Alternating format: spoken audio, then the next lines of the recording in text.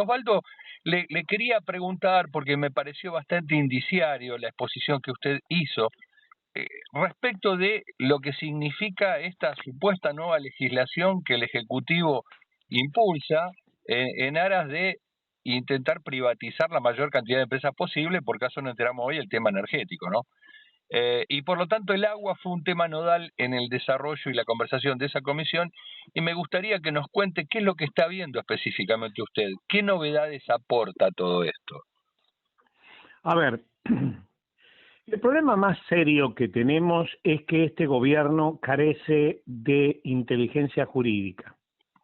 Primero y principal porque su intención es destruir todo y no puede, primero, destruir toda la estructura de lo que nosotros llamamos norma fundamental, que es donde se posicionan toda la estructura jurídica argentina y su evolución, porque la estructura jurídica ha evolucionado, no estamos en la década de los 90, y la evolución ha sido tan fuerte que ha incluido derechos de tercera y cuarta generación dentro de la Constitución de 1994. Ya había aparecido la Ley de Defensa del Consumidor y los derechos de tercera y cuarta generación en la Constitución y los pactos internacionales a través de transformarlos en materia viva como una estructura supraconstitucional que gobierna el país. Como este gobierno no entiende nada o se hace el que no entiende, han sacado distintas normativas modificando inclusive la Constitución.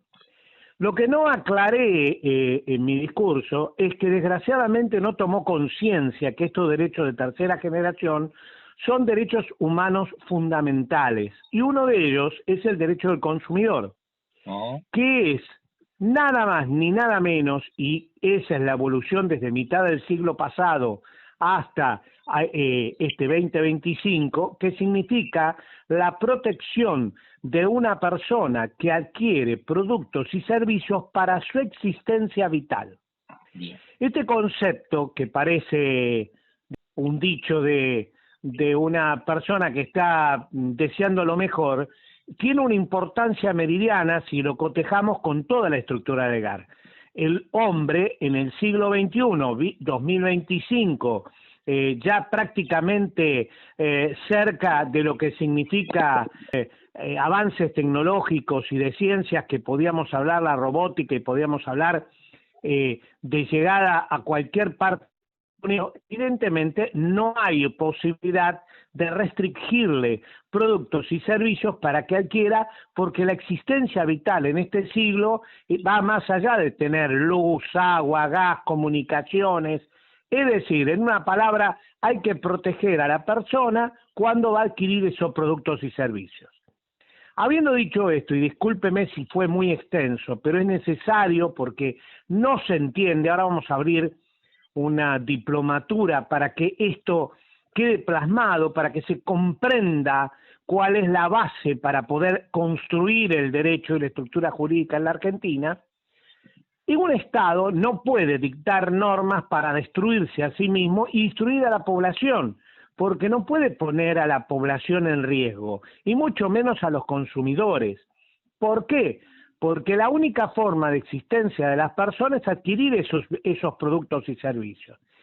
Y cuando llegamos a hablar de la energía, de las comunicaciones y del agua, no puede ser que el tópico que se ponga, como existen en las normas desde 1992, que se debe garantizar la ganancia de las empresas y socializar las pérdidas. Es decir, si hay que hacer obra, la debe hacer el Estado o el vecino para poder tener cloacas, como decía Mondino en algún momento. Esto no puede ser así, primero y principal, porque está violentando normas jurídicas y esta estructura que yo le narré. Entonces, cuando comienzan a dictar estas normas sin fijarse en esa estructura de norma fundamental que gobierna el país, entramos en una discusión que muchos lo tratan como un problema político, que son ensobrados de izquierda, mandriles, pero que no tiene nada que ver. ¿Por qué? Cuando usted tiene una estructura jurídica, por más que sea del partido político que quiera, esa estructura jurídica no la puede cambiar. Y usted no puede negarle la luz y el gas a una persona nada más que porque la empresa quiere ganar más.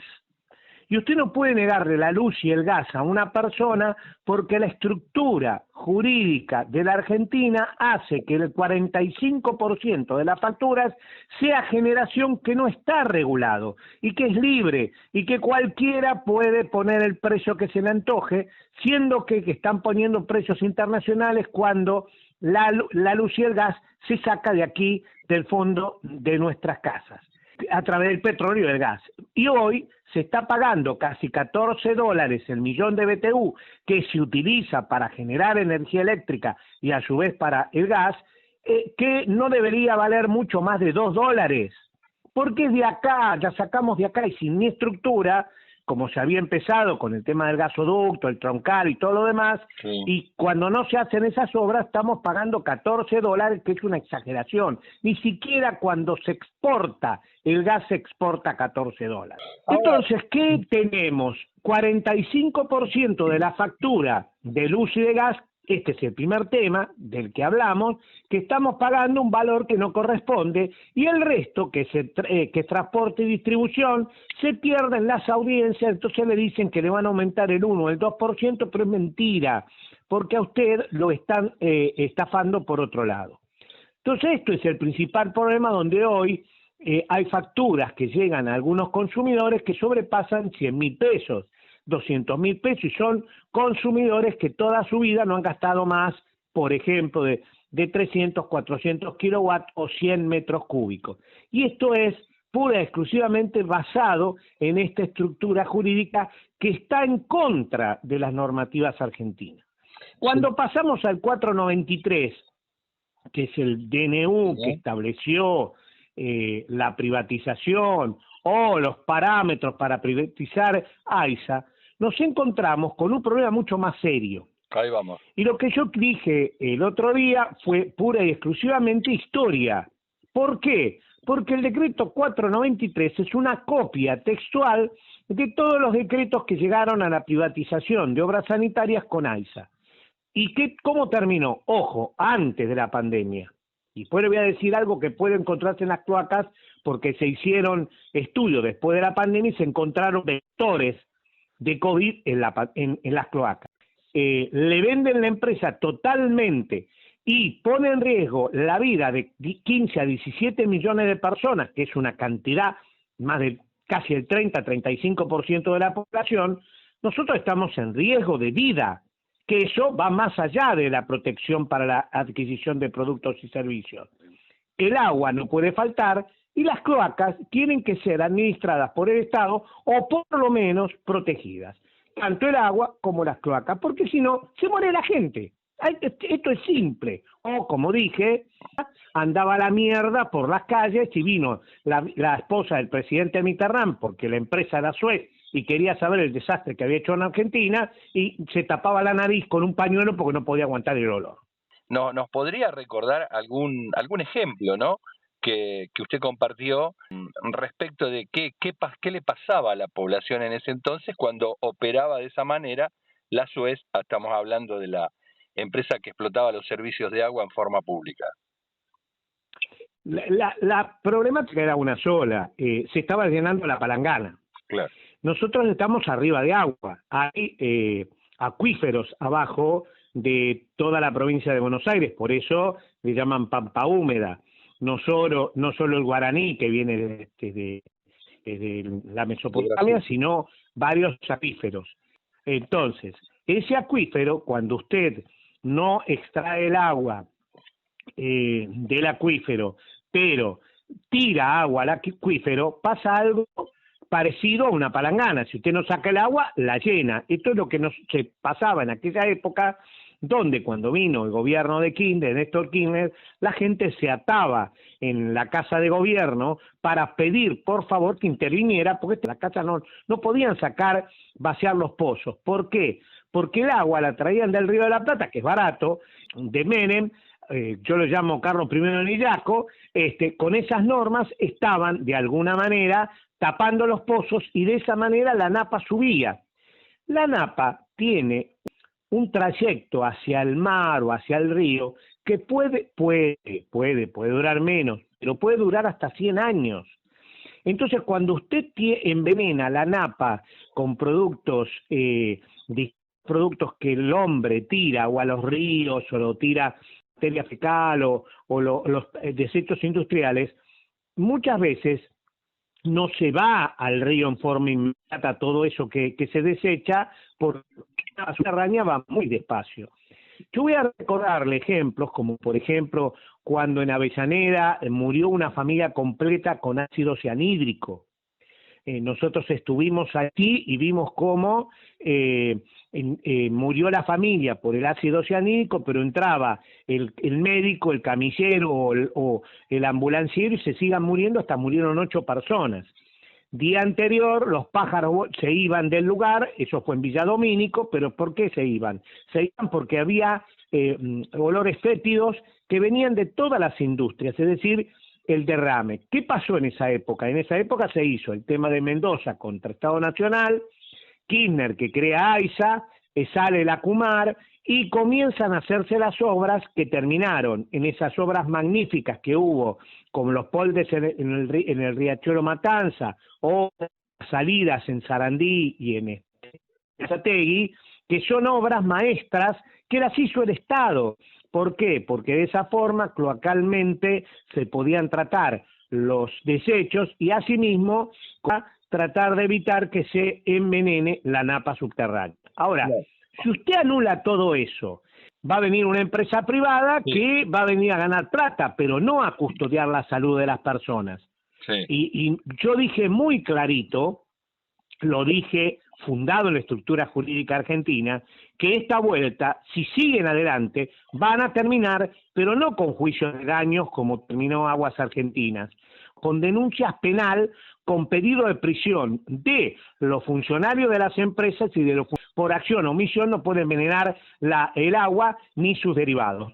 Está muy claro el concepto, Osvaldo. Lo que quería preguntar es que algo que le preocupa a toda la gente, en virtud de qué es lo que usted viene viendo, porque no sé si recuerda que lo escuchamos a Daniel Rosato de IPA, este empresario pyme que decía de que la empresa de electricidad, de buenas a primeras, de un mes a otro, le facturó de más 100 millones de pesos.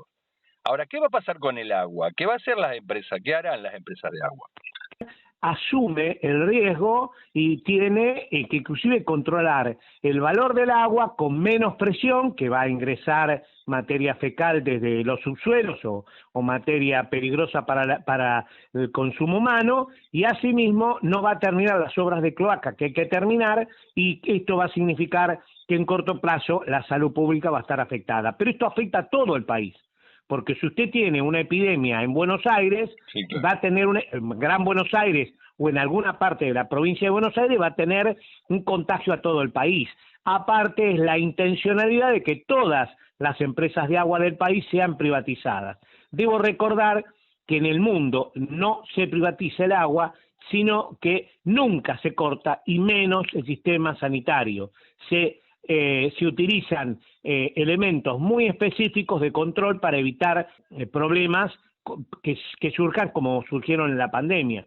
Por eso hablo de denuncias penales, porque vuelvo a repetir, este decreto 493 tiene una labilidad tan grande que permite que le privaticen una empresa, lo que va a significar que ellos mismos se van a controlar a sí mismos, y por más que exista un ente de control, que en este momento es el ERAS, ellos mismos van a seguir haciendo este desaguisado. Esto es peligrosísimo, y pasa con Camesa, y yo le voy a hacer ahora una pregunta. Usted vio Los Simpsons, ¿no? Sí. Mucho vimos Los Simpsons, que tienen en el medio de Springfield una planta de energía atómica. Sí. Bueno, ¿usted se imagina a estos delirantes que quieren privatizar, van a traer algo de afuera? ¿Usted cree que escapes de plomo, escapes de energía atómica y van a poner en riesgo toda la población? A ver, por un peso les importa si tienen que morir 15 o 20 millones de habitantes. Lo han demostrado, no les interesa si la gente se muere en la calle. Esto es desgraciadamente el discurso que están esgrimiendo. Es decir, nosotros podemos esperar lo peor. Entonces, para esperar lo peor, digámoslo, hablemos clarito. Gamesa está estafando a todo el mundo y la privatización sin control estatal está siendo un desastre. Exacto, porque las facturas vienen con un precio que es el que antoja a las empresas sin control y dolarizado. Sí, o sea, en síntesis, a nosotros nos generan un problema ambiental, social y económico, y ellos ni siquiera el riesgo, porque se hacen cargo de empresas que ya están hechas.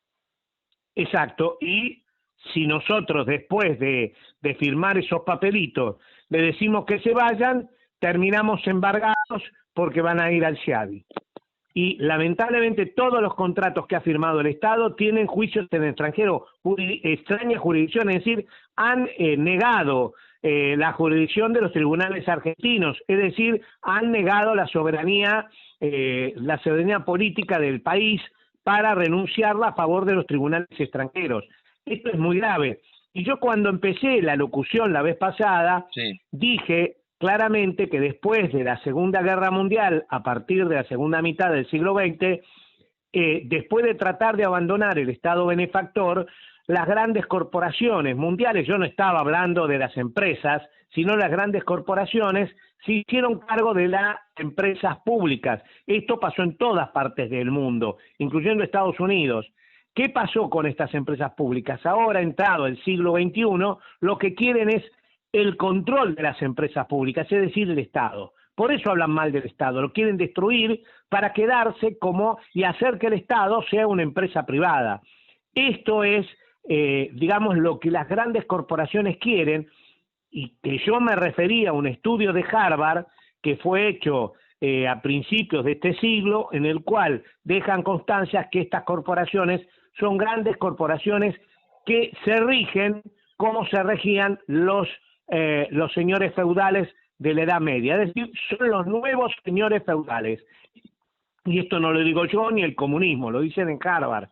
Esto es así, hay un libro que se llama Capitalismo de la Información, donde dejan constancia de este regreso a la Edad Media, creando señores feudales, donde dejan a toda la población del mundo como siervos. Se entiende, bien. Le pido en un minuto, si puede ser, Osvaldo, una reflexión final. ¿Qué le diría usted a un argentino que va caminando por la calle y que escucha de repente en algún medio de comunicación que se viene la panacea con la ola de privatizaciones? Que no crea, porque no va a haber panacea, van a poner en riesgo su vida, la de su familia, de sus amigos, y el peor problema es el que viene después, que hasta se pueden quedar con su casa. ¿Por qué? Y porque como están cobrando intereses sobre intereses sobre intereses, porque así lo admitió el decreto 70/23, se pueden quedar con su casa porque usted no va a poder pagar. Es decir, cuando le golpeen la puerta de su casa, ya va a ser demasiado tarde. Ahora, en septiembre y en octubre, sepa quién votar. No vuelva a los estafadores y a aquellos que nos están metiendo la mano en el bolsillo. Hay que tener en cuenta que no es un problema de K, de M, de nada, sino de empresarios, de corporativos, feudales que están gobernando y nos están destruyendo. Y como dije recién, cuando golpeen la puerta de nuestras casas va a ser demasiado tarde.